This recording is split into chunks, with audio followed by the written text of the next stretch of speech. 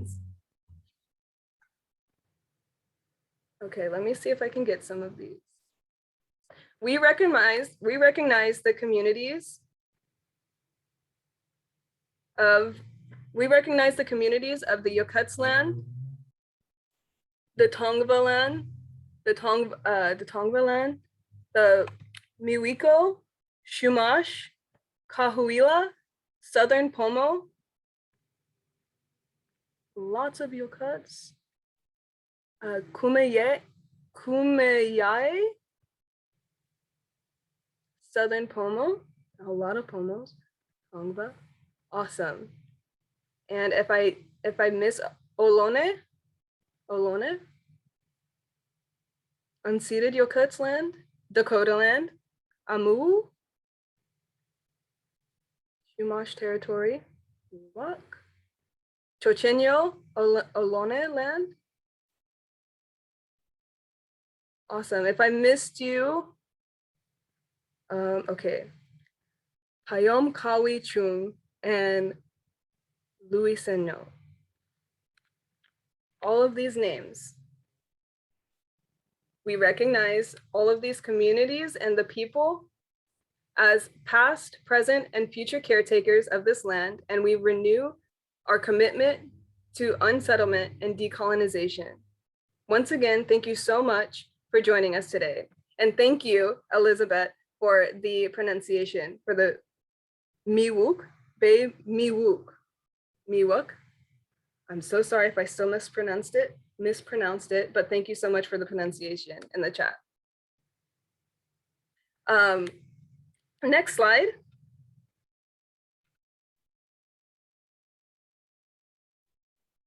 Awesome. We are going to take a moment to break down the agenda and shout out our partners. We have a great event planned for you today. And before I walk us through our agenda, I want to thank all of the partner organizations that made this event possible: the Central Valley People's Housing Coalition, Faith in the Valley, Partnership for the Advancement of New Americans, Loud for Tomorrow, Filipino Advocates for Justice, and Power California's youth organizing program, 99 Roots. We're growing this movement together, so please show some love in the chat. You can use an emoji, you can show some appreciation. Let's give it up for all these people doing some hard work. Awesome, yes, I love to see it. Look at all the love, yes. Awesome. Energy, okay. So to break down what we got planned for y'all, we're going to get familiar with the people's history of housing to get us all thinking about how we got here and how we can undo the harm of racist housing policies that have historically impacted young people, BIPOC, and working class communities. We'll offer our vision and values at the heart of this fight so we can have a collective understanding and shared language as we identify housing priorities. And then we'll have 5 breakout sessions that explore people-centered housing solutions, including rent control, community land trust, inclusionary zoning, and right to counsel. You'll be able to choose your own breakout room later on in the program. We'll close out with sharing some resources and ways to take action and stay plugged into this movement for housing justice. And sprinkled throughout, we're gonna have some fun with some performances and giveaways. Are you guys ready? Drop an emoji in the chat to let us know you're ready. I love this little feature. It's so fun. I hope y'all feel as hyped, excited, and inspired by the energy of this space as I do. Yes, love it, love it, love it, love it. Okay, let's go. Okay, awesome. Next slide. I would love to introduce you all to our performer of the evening. Des goes by he, they, and they are a scholar, poet, and student at UC Berkeley. Des was born and raised in Merced County, living in Atwater for most of their life. Des has written prose, poetry, and performed spoken word since middle school and has always felt that it is integral to personal and community healing and collective liberation. Des also supports the Central Valley Mutual Aid Network, helping fundraise and distribute over $2 million to residents of the San Joaquin Valley since April of 2020. He is most thankful for the community he has built and spaces he's found and held. Welcome, Des. I'm so excited for your performance. Hi, thank you so much for that beautiful introduction, Denise. And hi, everyone. I love all this love in the chat. It is making me very happy and a lot less nervous. But yeah, I'm so happy to be here with y'all. As Denise said, my name is Des and I use he and they pronouns. I'm a 21-year-old Black Mexican-American queer poet and scholar. I was born and raised in Atwater, so 209 represent.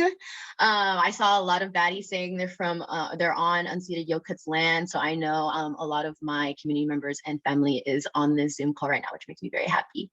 And I'm currently living in Berkeley for school, but I definitely miss home.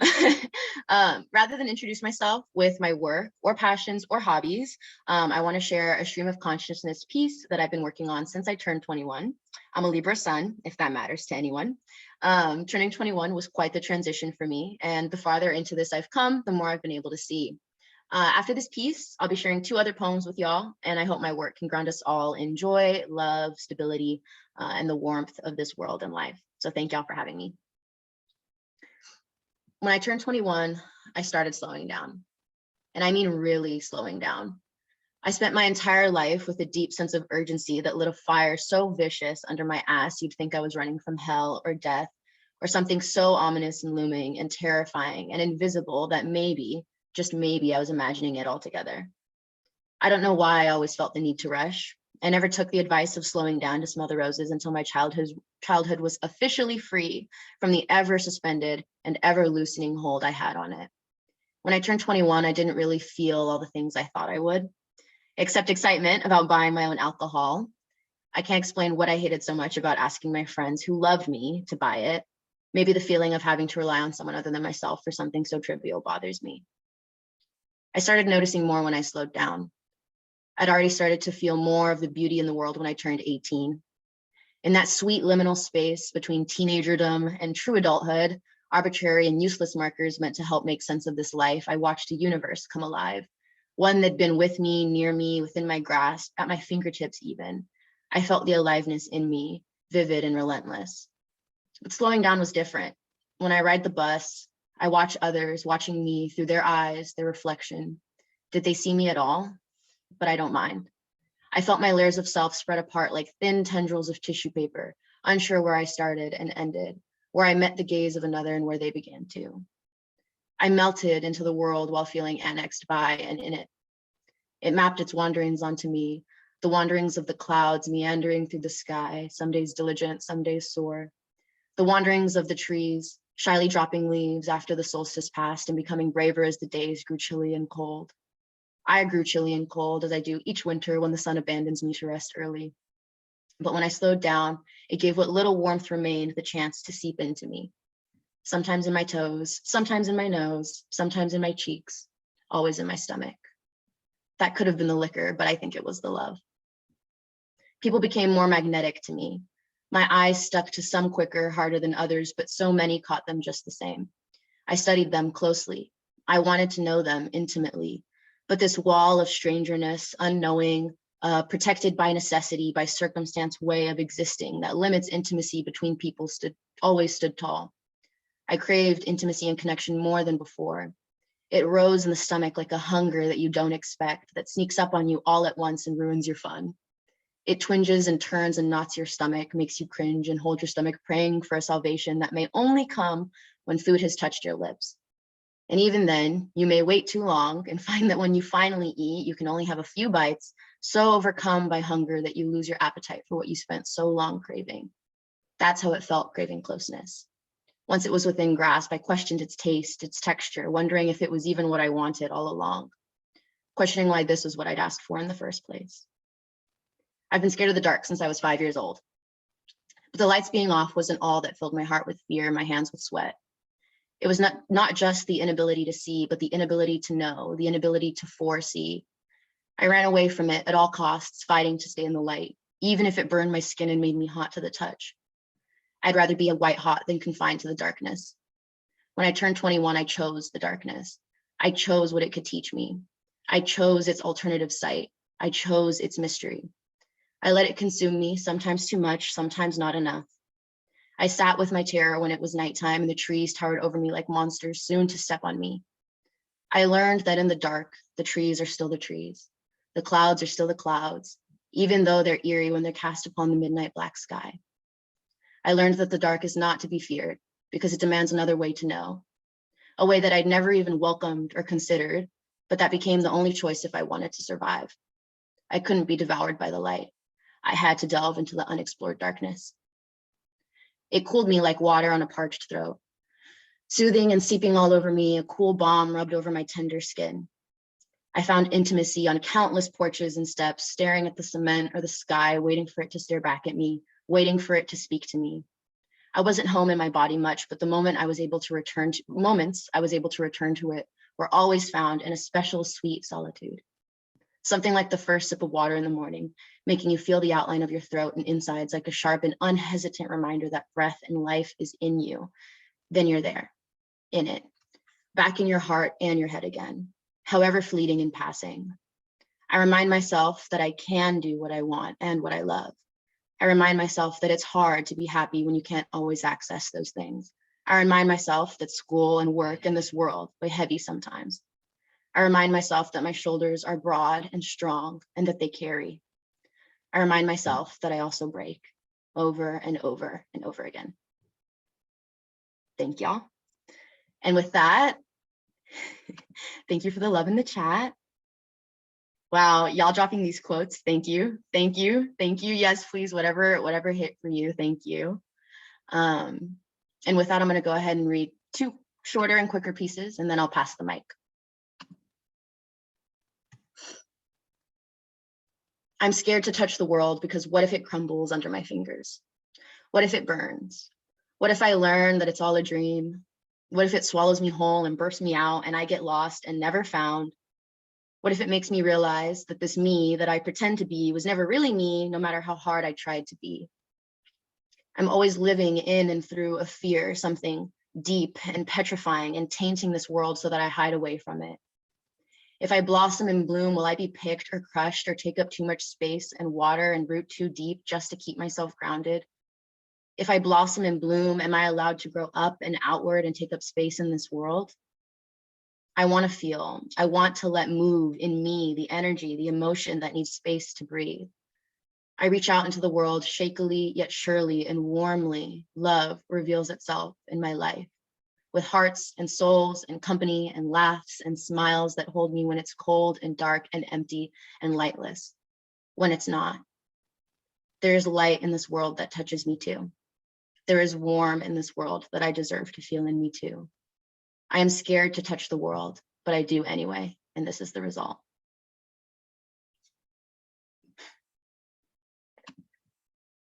Thank you.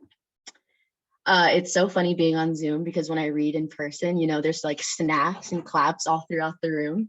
But I can still feel the love and I see it in the chat and I'm holding that. Great, and I'm gonna go ahead and close with a poem titled Cracks in the Sidewalk. I wrote this poem in February of 2020, right before COVID.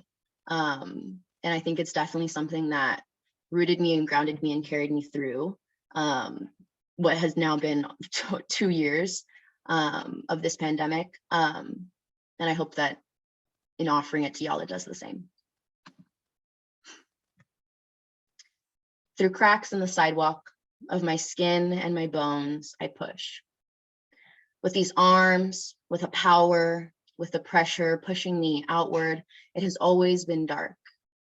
Buried far, far, far under, torn asunder in an immortal sleep, the sun bakes the ground above, warmer than I've ever been touched. Calling out to me to join the space above, to break through the surface, to bloom and to blossom, reaching for the sky and reaching for the sun, reaching for the blue, reaching for the clouds, reaching for more until I've used all the inches. Through the walls, I can hear birds, finches, singing and laughing and crying, until I'm no longer crammed and jammed up and sprout up through cracks in the sidewalk.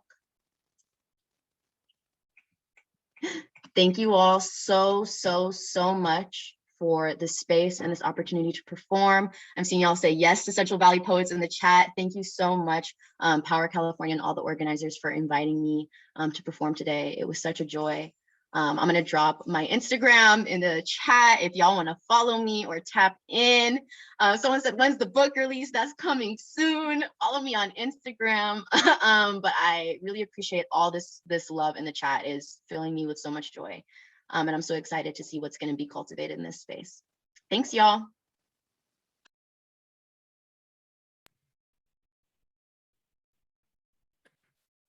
Right. Thank you guys so much. Oh, thank you, Des. That was amazing. I love your words. And everyone, go show some love and go follow them, so you can keep hearing more and keep up to date. First of all, before we go into the giveaways, let me do some little Zoom housekeeping and agreements. Okay.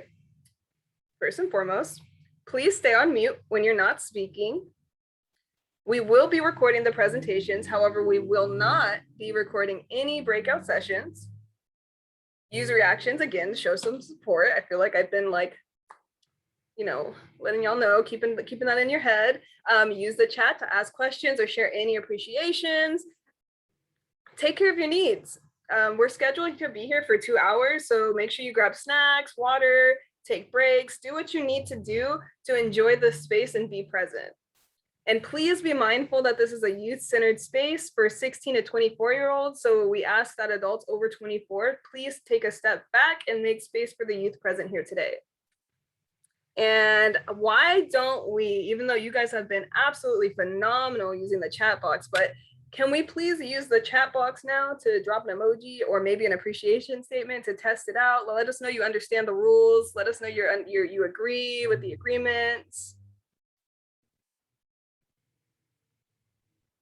Awesome. Look at all those. Look at all those. The old man's my favorite. I saw that. Okay, awesome. Okay, all right. Now let's go into this exciting part. Let's get into the exciting part. We are going to announce our raffle winners. We have 2 giveaway breaks today, so be sure to stay till the end. All items in our giveaway packs are from the E14 Gallery in Oakland, so support local. Congrats to our winners. Here it is, it's spinning.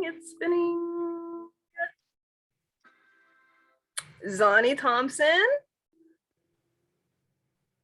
and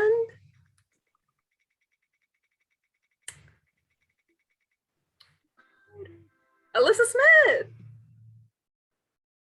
Yay! Congrats, winners. Congrats. You will receive our study pack. Sorry. You will receive our study pack and self-care pack.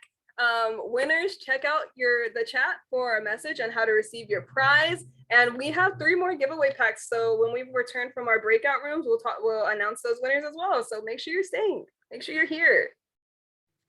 And okay, next slide.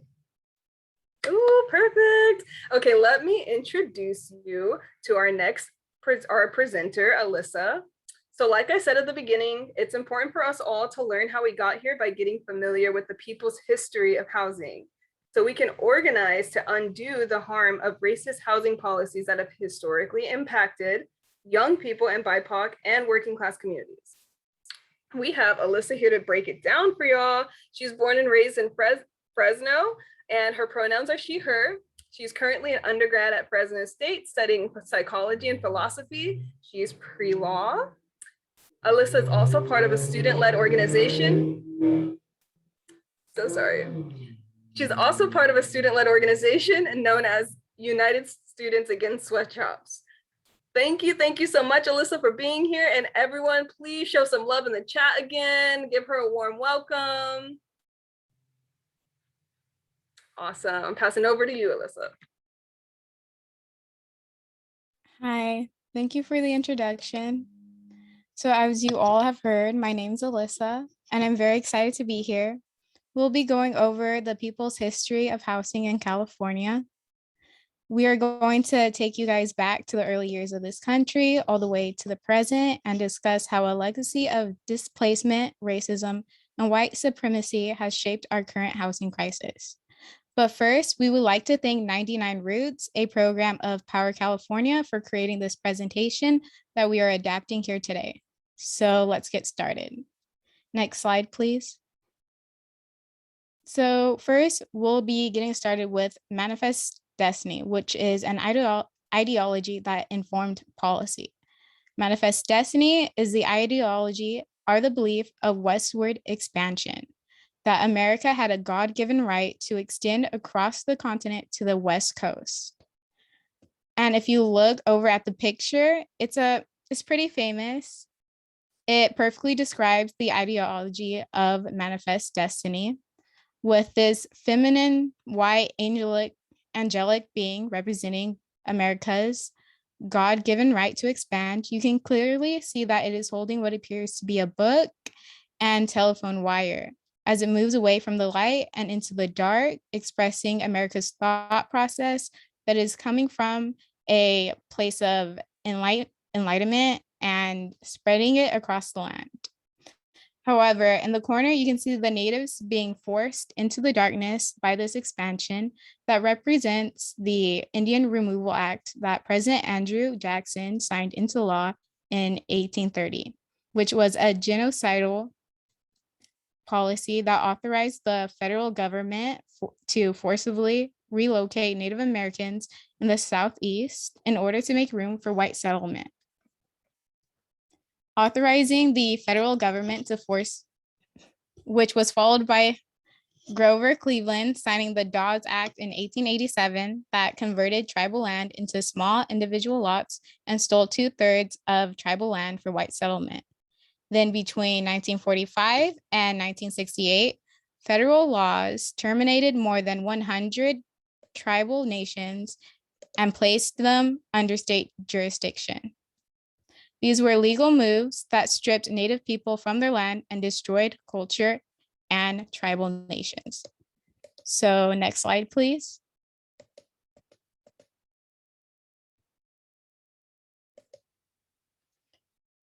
So these graphs, influenced by the Manifest Destiny ideology, are still affecting people's lives this very day. Native people endure some of the highest levels of financial insecurity in the country. In 2017, more than 1 in 5 American Indian and Alaska Native people, which is 22%, lived in poverty, compared to the 8% of white Americans. Now, these communities are also less likely than their white counterparts to own their own homes and are more likely to be burdened by the cost of housing. Even when these communities do own homes, they're often worth less than those of their white counterparts. The median home value for these communities is $135,000, while the median home value for white people is $219,600. Now, if you look over at this graph that says American Indian and Alaska Native communities experience housing problems at a higher rate than the average US population, you will see examples of this. It shows that 23% of these communities experience facility or condition problems compared to the average US's population experience of 5%. While 16% of these communities experience overcrowding compared to the average US's population's experience of only 2%, which is absolutely insane. The percentage difference is extremely significant. Moving on to the next slide. This leads us to Chinese immigrants. Housing discrimination towards certain ethnic groups also include Chinese immigrants that were vital to the formation of California's railroads and development. The Exclusion Act in 1882 made it so that Chinese immigrants who were already in the US were not able to become citizens and restricted new immigration from China. An example of the extent of this discrimination is at an 1873, Fresno Town Meeting, white residents agreed not to rent, sell, or lease any land east of the railroad tracks where they and their families lived to Chinese immigrants, many of whom built the very tracks that cut them off from the rest of Fresno.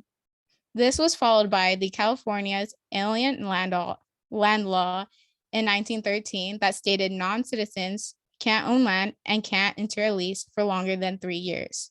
Then in 1920, additions were made to the 1913 law, making lease agreement with a non-citizen illegal and barring companies owned by non-citizens from purchasing land, which was obviously discriminating against Chinese immigrants. Next slide, please. Now this leads us to housing discrimination against the Black community. The New Deal put in place housing authority and redlining. In 1934, the Federal Housing Administration, FHA, was created to boost home ownership during the Great Depression. The FHA insured home mortgages, but only for houses well inside the boundaries of white neighborhoods. This led to the industry standard practice of redlining, which systematically withhold credit from home buyers in Black neighborhoods. In addition, the FHA favors loans for new suburban construction over older urban properties, those simultaneously contributing to urban decay and the growth of white suburbia. This was followed by 1944, when President Roosevelt signed into law the Servicemen's Adjustment Act, the GI Bill, which provided a range of benefits such as guaranteed mortgages to veterans of World War II. However, banks still discriminated against Black veterans. Next slide, please. Now here on this slide, we can clearly see maps of places in California that were drawn up to follow the redlining.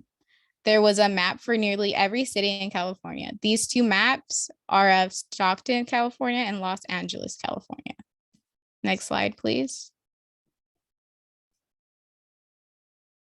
Now we'll be watching the first 4 minutes of a segment from the Amber Ruffin Show, which will tell us more about redlining and systematic racism. Let's take a hard left turn into seriousness, shall we?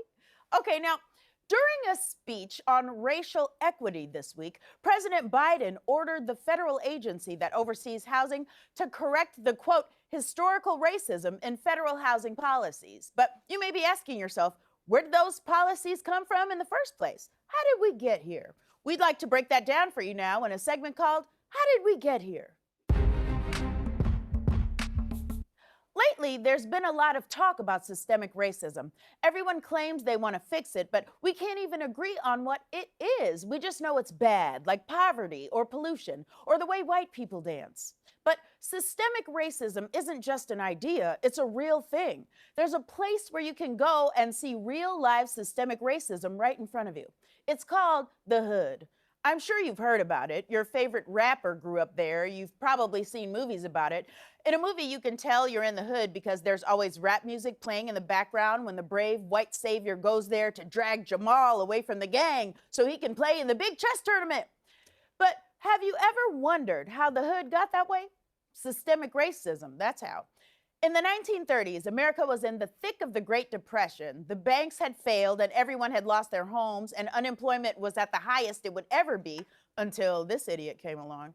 So FDR had an idea called the New Deal. The New Deal gave jobs to nearly every American, set the minimum wage, and created a retirement plan called Social Security, and it worked. For the first time in American history, you could have a regular job and make a decent living. You wouldn't necessarily be rich, but you wouldn't be poor either. They called it the middle class. To get that kind of job security today, you would need 3 jobs and an OnlyFans account. Now, if you're wondering if this New Deal made things better for Black people, the answer is, see, part of the New Deal was the Homeowners Loan Corporation. They were an organization that guaranteed home loans for everyone. But just like an episode of Friends, they didn't include Black people. How could they separate the white applicants from the Black applicants? They didn't have to. Segregation did that for them. Because of segregation laws, Black people could only live in certain areas. So the United States government drew up color-coded maps for nearly every city in America and told the banks, we'll guarantee loans for everyone who lives anywhere except in the red areas. Those just so happen to be the areas where Black people lived. Like how the only thing behind glass at Walgreens just so happens to be Miss Jessie's.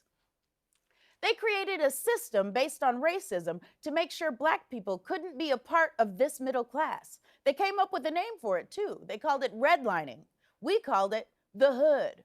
But that's way in the past, right? Like Downton Abbey phones and these pants. What does that have to do with now? Well, how many of you watching right now live in or know someone who lives in a home that their parents or grandparents owned? That's called generational wealth. And home ownership is the #1 driver of wealth in America. Number 2, of course, is how many Beanie Babies you have. You can use a home to pay for college or start a business or, not be homeless. But if you look at almost any major American city, most of the formerly redlined areas are still majority Black and low income. That's because banks didn't stop doing this until, hold on, let me look it up. Let's see, when did banks stop? They never stopped. Homes in majority Black neighborhoods are valued at 25% lower than homes in white areas, even when the crime rate and the neighborhood amenities are exactly the same. And because school funding is based on home values, the average non-white school district receives $2,226 less per student than a white school district, which is why the gym in a public school in a Black neighborhood looks like this, and the gym at a white school looks like this.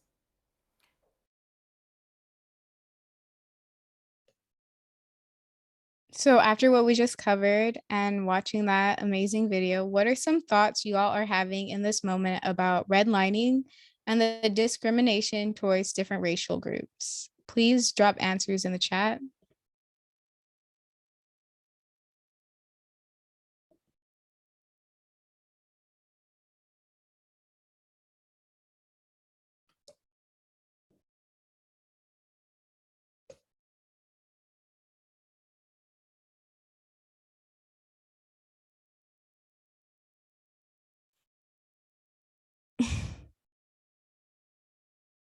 Thank you for the comments. So next slide, please.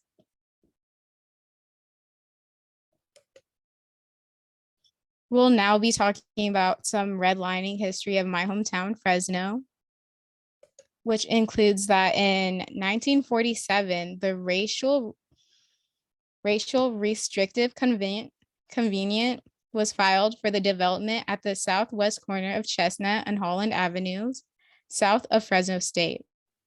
Now it proclaimed that no part of said subdivision or any building hereon shall be sold, conveyed, or leased by deed or otherwise to any Negro, Chinese, Japanese, Hindu, Armenian, Malayan, Asiatic, or native of the Turkish Empire, or any person not of the Caucasian race, or any descendant of any one or more of said persons.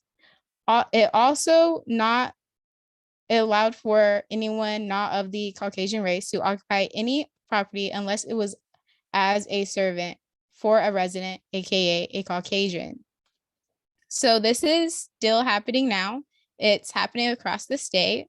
This is how our cities were formed in California, and this is still how cities are being formed and expanded due to the mapping that has never been changed.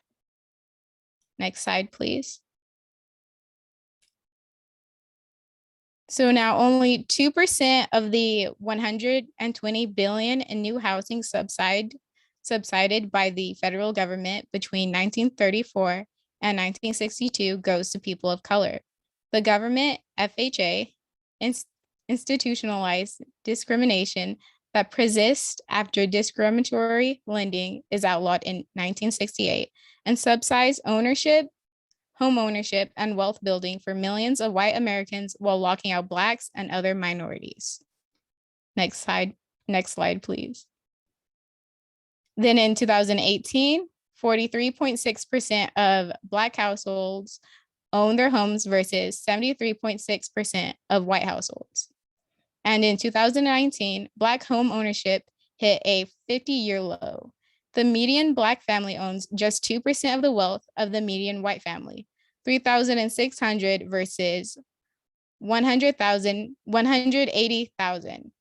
The US is the second largest emitter of CO2 in the world. However, its rental housing is the least affordable of 12 advanced countries. Federal home loan programs allowed households, the majority of them white, to build and transfer assets across generations, contributing to clearing racial inequality in home ownership and wealth. Next slide, please.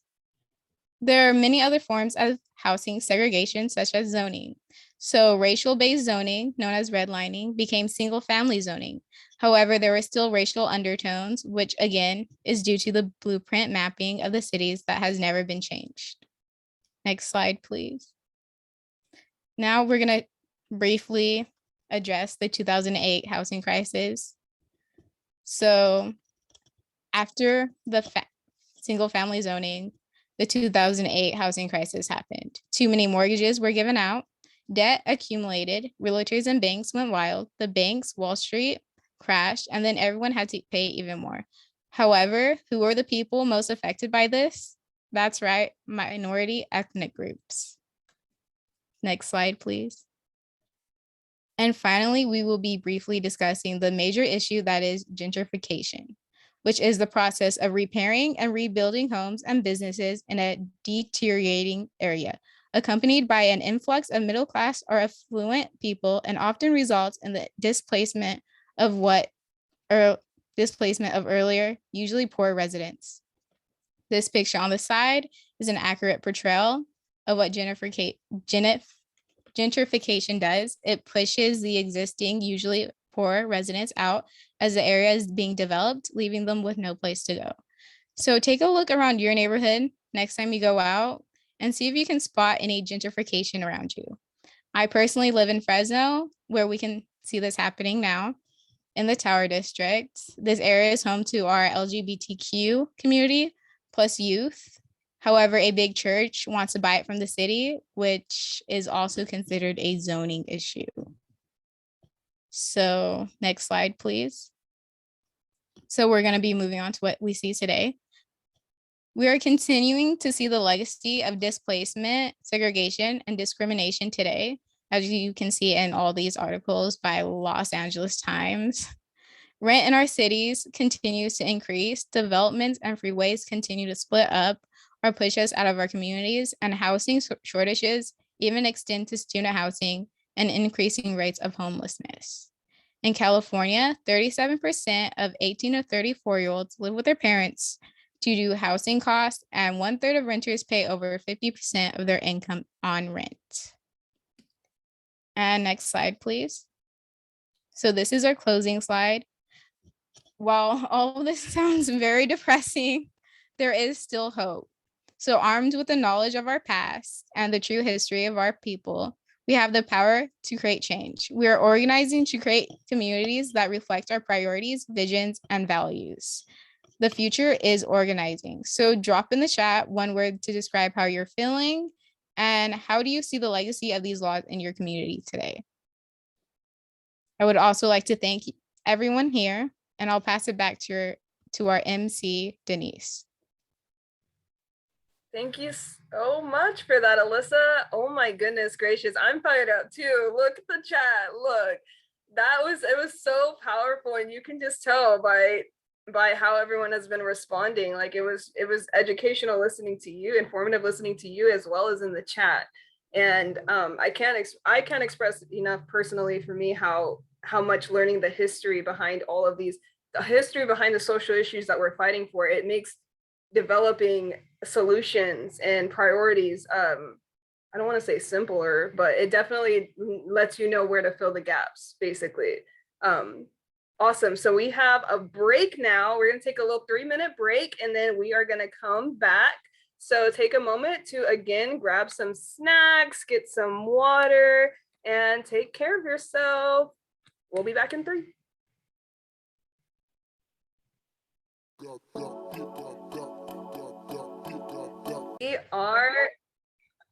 We are now back. We are now back, and before we move on, drop a reaction to let us know that you are back with us, please. Okay, right on target.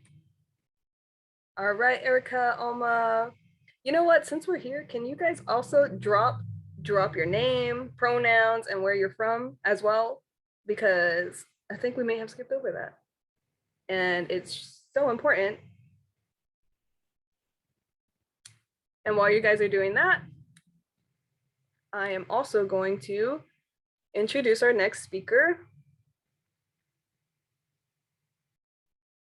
Or we're actually going to do a poll before we move on to our next speaker, because we'd like to hear from you. Awesome, perfect. So what are your top housing concerns? You can pick your top 3 housing priorities or concerns, and we'll give you a minute to fill this out and play some music while we wait.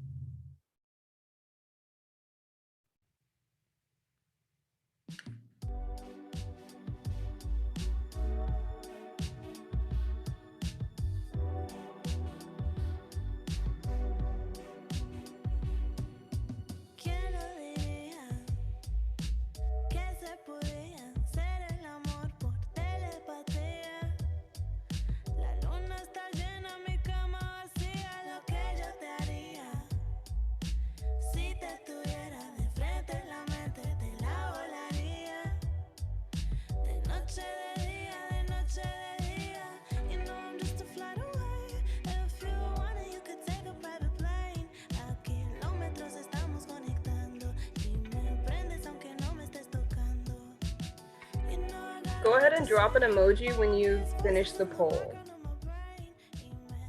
or an appreciation, or whatever you want to do.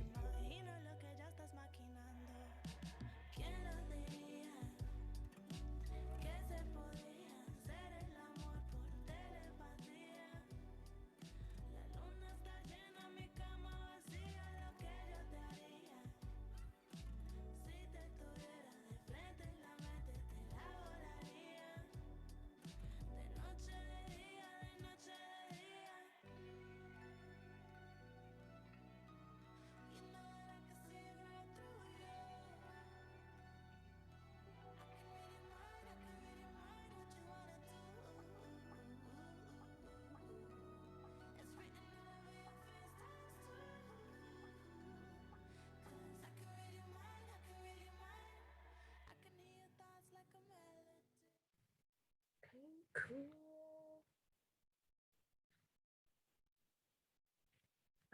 Let me see. Let me see. Awesome. Here is the poll results. Can everyone see that? Well, I'll read it. I will go over that. Quickly recap these results. Thank you guys. Thank you everyone for participating. We went ahead and closed it already. Okay, so it looks like more affordable housing is at 88%. And then eviction protection is at 48%, improving housing conditions, 52%, homelessness and increasing emergency shelters, 54%. So I would say 1, 2, 3, 4, 5. The top 5 concerns were more affordable housing, improving housing conditions, eviction protection, homelessness and increasing emergency shelters, and increasing tenant and renter protections. So, wow. Awesome. Thank you guys. You guys have a lot of priorities. I'm sure the breakout rooms are going to be so interesting. Thank you, everyone. We're going to move on to our second presentation on values and visions.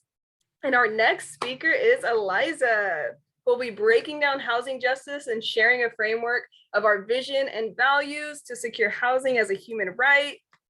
Eliza Sanchez is a first-year student at Fresno State, majoring in pre-health. Eliza has the goal to graduate with a BSN and become a registered nurse. It's pre-health and nursing. So sorry about that little detail. Awesome. Eliza's here to speak out to end housing injustice so that everyone in the Fresno community has secure housing. Let's give it up for Eliza. Use that chat. Yes. Okay, awesome. All you. Well, hello, everyone. My name is Eliza Sanchez. My pronouns are she, her. And let me start off by saying thank you for having me today. It's an honor to be here. A little bit about myself, as Denise just said, I am a first-year college student at Fresno State pursuing a career in nursing. And I'm here today because I'm representing my voice for the Fresno community on the issue of housing injustice. I'm advocating for land and housing justice because as a community, we should all know that it's injustice that some of us have secure, safe, affordable housing in neighborhoods that everyone dreams of having without hesitation, while others do not. We must remember that many of our neighborhoods, especially those born into redlined areas, do not have the same essential resources that require all of us to thrive. Our rules in advancing the rights to have equal access to these opportunities are all interconnected. Therefore, when it comes to opportunity or disadvantage, what matters is that we reflect on and acknowledge the injustice in our differences.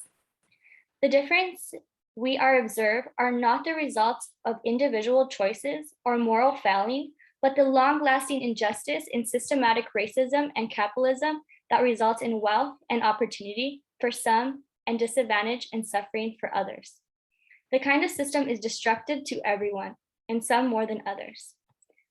On the behalf of BIPOC, a group that consistently is targeted and harmed, the goal we must reach is to be achieved and is a shared vision based on human rights, racial justice, peace, love, and fairness, where all of us can work together in unity. This means transforming messed up systems and structure and building and rebuilding ones that are actually provided for all of us. It is possible if we all help to create them. We need housing that is community-based and people-centered. Our solutions need to build protections for young people, BIPOC, and working class communities who are historically impacted by racist housing policies. Social housing works against the idea that housing is a commodity that drives profit for the wealthy and corporations. Social housing that is permanently decommodified and permanently affordable, resident managed and prioritize social ownerships. The focus of social housing is that housing units are community controlled and owned by public entities and are not allowed to sell units. This means housing units are permanently off the public market that prioritize profit over basic needs. We need community-based solutions that put people before profits and directly address the housing affordability crisis and the root that causes behind it. With the 3 Ps, we can understand the action towards protect, preserve, and produce. We protect tenants by creating rules that keep rent under control and prevent eviction.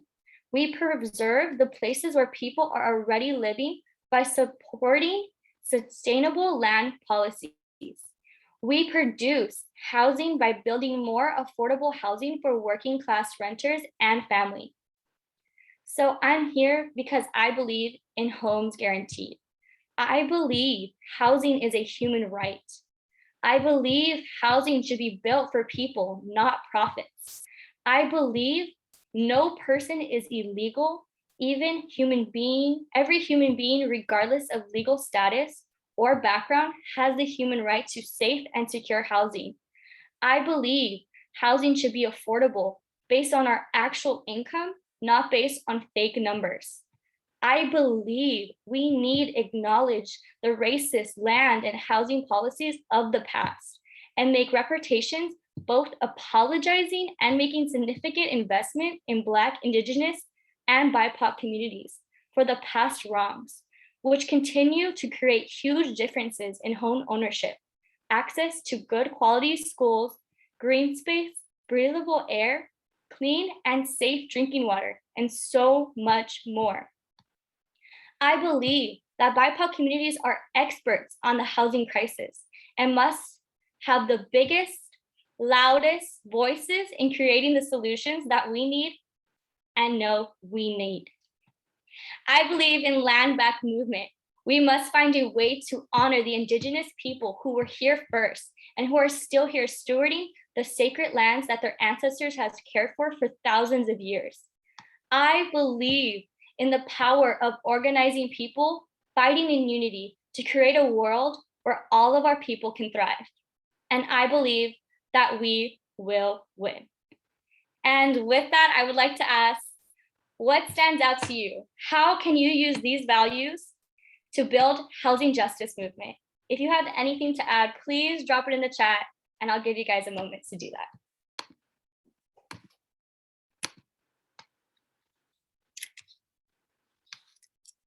Remember, we can create change. We're all able and capable of it. If you guys have any values to add in the chat, I would add that now.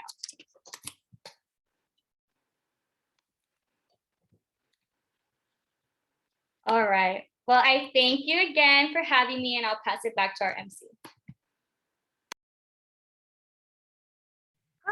Oh my gosh, my screen is all over the place. Thank you so much, Eliza, for that amazing presentation. I know I'm gonna take Protect, Preserve, and Produce with me.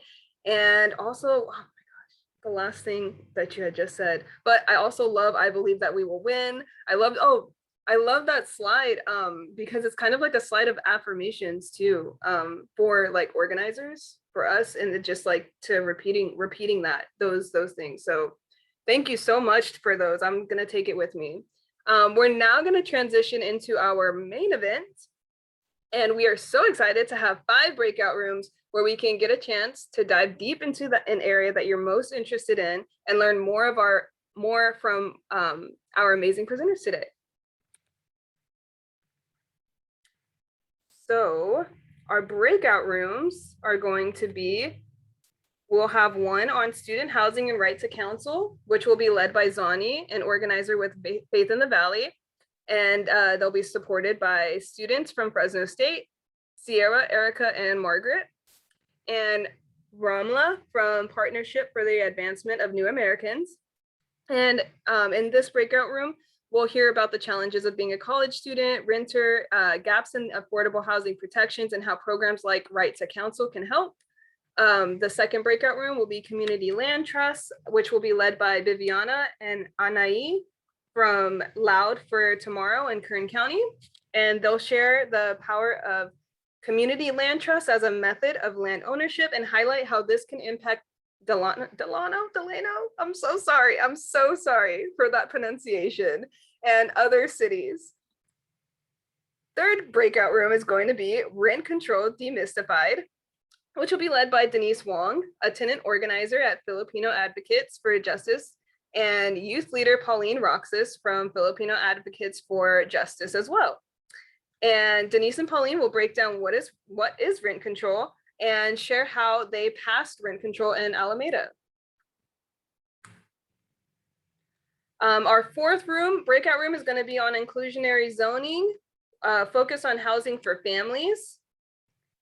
And this is going to be led by Jasmine, our 99 Roots youth organizer, and Anna, I'm so sorry for the mispronunciation with you. Our youth leader from Merced, and Jasmine and Anna will host an interactive discussion on inclusionary zoning and affordable housing option to make sure new housing options are accessible.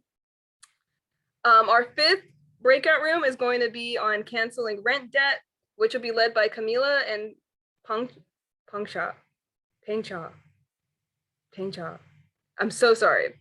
I prefer to pronounce names correctly. So I apologize. Okay. Okay, with United Students Against Sweatshops. They'll share information on the campaign to cancel rent and share how to participate in an escalation map. And you will be able to choose your own breakout room. So if you need help being placed in a room, please drop it in the chat. All of our speakers have great workshops planned, so it really doesn't, you're gonna have a fantastic time in any one you choose. So let's try to make these rooms as even as possible, please. All righty. Have fun, everyone.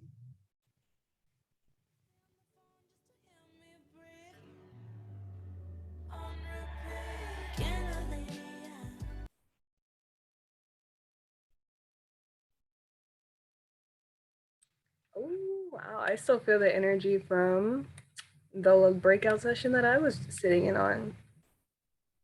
Thank you so much, everyone, for participating and making sure our presenters felt uplifted as well. Go ahead and show some support for everyone in your breakout rooms.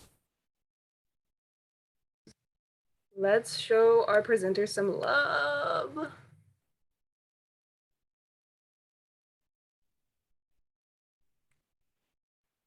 Ooh, yes, we love to see it. Awesome. Welcome back, everyone. I hope you all got to learn about some solutions that that you can all bring back to your friends, family, and communities. We're here to empower each other by building capacity with the goal of advancing housing equity. That's why we're all here together today. And I hope that those breakout rooms gave you more tools to do that. Feel free to drop something in the chat that you learned or you're excited about. And I'll give you guys a moment to do that. If you learned something really cool that you feel like everyone else here should know, maybe a fact that I should know, because I didn't get to go to every single room.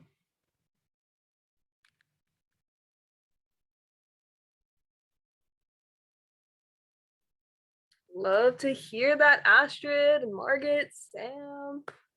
Aurora, yes, rent control is possible. I'm also excited to spread the info. Thank you, Anai. Awesome, awesome, awesome. Okay, let me not get distracted. I love reading the chat though. You guys are literally bringing so much support. For our second giveaway though, we're gonna announce our raffle winners. Let's see if we can get to the wheel. Next slide. Awesome. Okay. Congrats. Oh, we haven't even picked out the winners yet. I don't even know why I said that. Juanita Rivera. Yes, congratulations. All right, and our next winner is Chloe Ochoa. Awesome. And I'm again, those pronunciations, but with love. Congratulations to the both of you. And I think we have one more. And this one goes to Amy Liang Horn. I hope I said your name right. I hope you hear your name pop up, and it looks like Marissa just dropped them for you. All right. And I want to close by reminding all of you that young people have and always will be the moral compass and driving energy behind nearly every mass movement in the US. We've shut down youth prisons and detention centers in California. We've redirected millions of dollars from local and school police budgets to community programs and school counselors.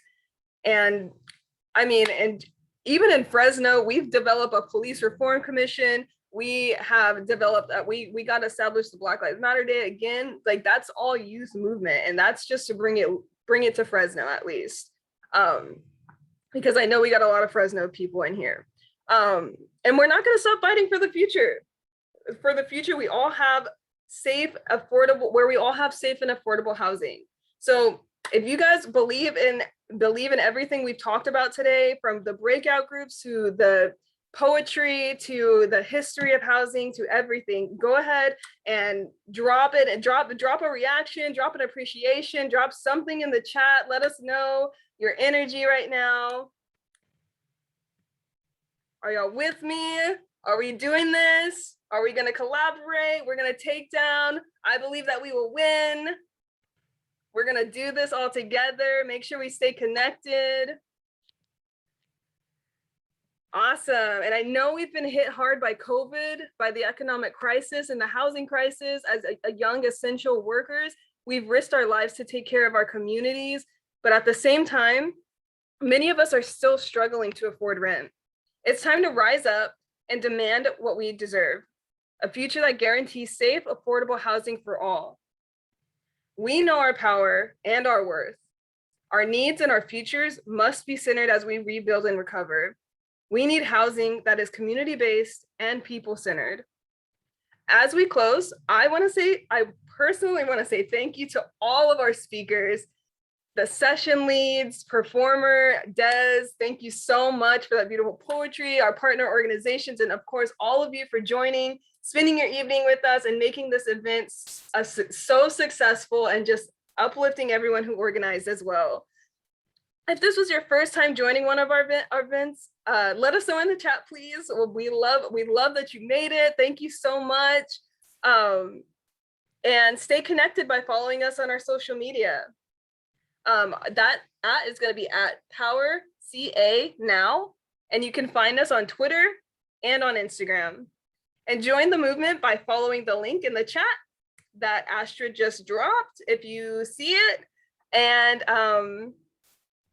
okay, I'm so sorry. And from North California to Southern California, from the Inland Empire to the Central Valley, we must fight together to build a California that cares for all of us. And we know that that's possible. And that is exactly why we're here today. Thank you so much, everyone. If you have any last minute thoughts, comments, or questions, go ahead and drop it in the chat. I can't wait to connect with all of you. Again, anything that you need to share for connecting with other people, go ahead and drop it. Have a great, great, great night. Thank you. I believe that we will win.